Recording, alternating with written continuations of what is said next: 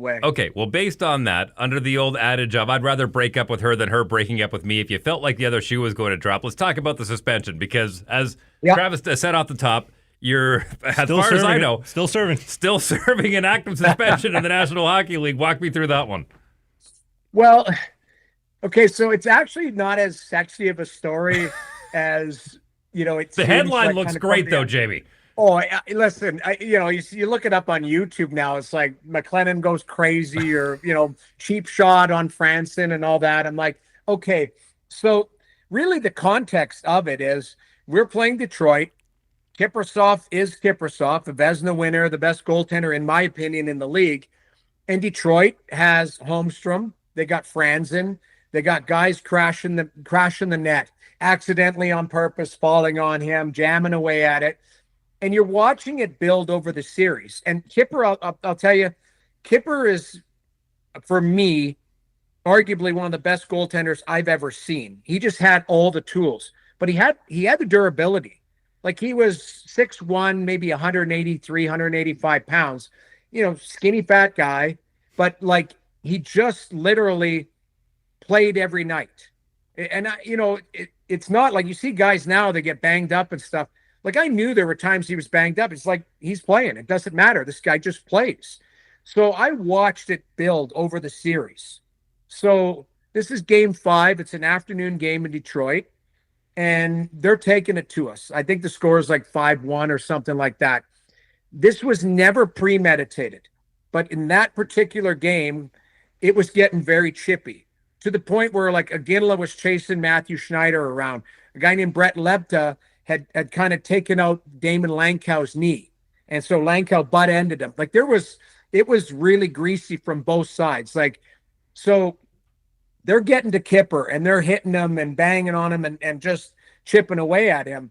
And I remember thinking to myself in that particular afternoon, if I get thrown in, I'm going to try and start a line brawl because that would maybe open it up that our guys could get after them. And you try and get underneath the skin of a very, disciplined Detroit team. Like those guys were like a well-oiled machine, right? So I get thrown in, I think they score the 5th goal or something like that. And Jimmy Playford just looks at me and he goes, "Noodles, go in." And I think it's like 5.5 minutes left in the game. I'm just going in to mop it up. And right away, I'm thinking, okay, this is my opportunity. I'm going to try and, start something so the guys can, they can kind of have a little bit of free for all. And so Franzen gets in front of the net. I give him a couple chops and I can hear the ref going, Noodles, knock it off. I give him a few chops. I see his arm go up. So I'm getting a penalty for slashing. The puck gets dumped around and I go to touch it behind the net. The whistle blows and Franzen starts skating towards me. And I think, okay, this guy's 240 pounds. His nickname's the Mule. Like, I should still be laying there if he wanted to dust me. Like, I'm not lying. Like, he's a big guy. So he's skating towards me, and I chop him. And I think that he's going to sucker me. And here it is. Here's the Donnybrook. And I chop him, and I'm not lying. I hit him on the right pant. I didn't hit him in the midsection like people thought I did.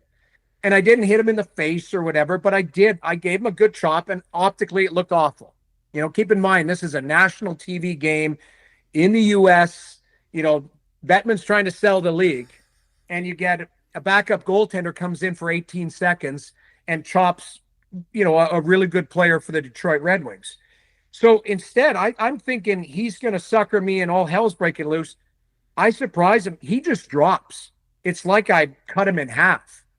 And I'm not lying. My heart rate's not even 80. Like I'm not even breathing heavy. I'm just getting into the game. And right away, like everyone goes nuts. I get skated off and I'm out of the game. I'm 18. Kipper's he's not even taking his mask off. He's coming back in. And I go into the dressing room and I'm like, well, that didn't go the way I envisioned it. Right. Like, I'm like, this is awful. And of course, optically, it's just so embarrassing. Like to a point, like I go back and look at it, like I cringe because it's not my nature. Like, yes, I joke that, my buddies and I, when you're younger, you fight in the bars, you do stupid things. This was a stupid thing that I was trying to accomplish. And I blew it. So I hit him, he drops, and we lose the game. We fly right back to Calgary. Now, the crazy part is it was a back-to-back game. Detroit was in our division, and we're playing Saturday, Sunday night in Calgary. So as we get off the plane, Daryl goes, "Hey, be at the rink early tomorrow. You've got a hearing." And I'm like, all right. So I don't sleep that well that night. I'm like, God, I wonder if I'm going to get a game or something, And so I go in that morning, and, my agent's on the call, the PA's on the call, all of that. And he just, like, Coley Campbell's kind of giving me heck. And Daryl told me, he goes, "Let me do the speaking." So Daryl starts yelling at them, "You're wasting my time. And that's a 2-minute penalty. What are you guys doing?" He's obviously trying to defend me. So we go through the hearing. I tell them what I said. I said, "You know what? I was trying to start a fight. I didn't hit him hard," all of that. I go into the lounge, and a couple hours, maybe an hour later, Rich Preston, our assistant coach, comes out and he goes, "You got 5 games." And I was like, "What?" And of course, like, the optics of it were terrible. Like I say, it was a national televised game. It's a backup goalie, a non-factor in the series whatsoever. It looked bad. I think there was other things they could have done, like Aginla was chasing, like there could have been a combination of a bunch of things, but they're like, give it to the non-consequential guy, which is fair. But it was like $150,000 fine for the team and our coach, Jimmy. They thought Jimmy Playfair sent me in there, which he didn't. I think he got a $25,000 fine. I lost my playoff track. And here's the crazy part out of all of this, to put a bow on it.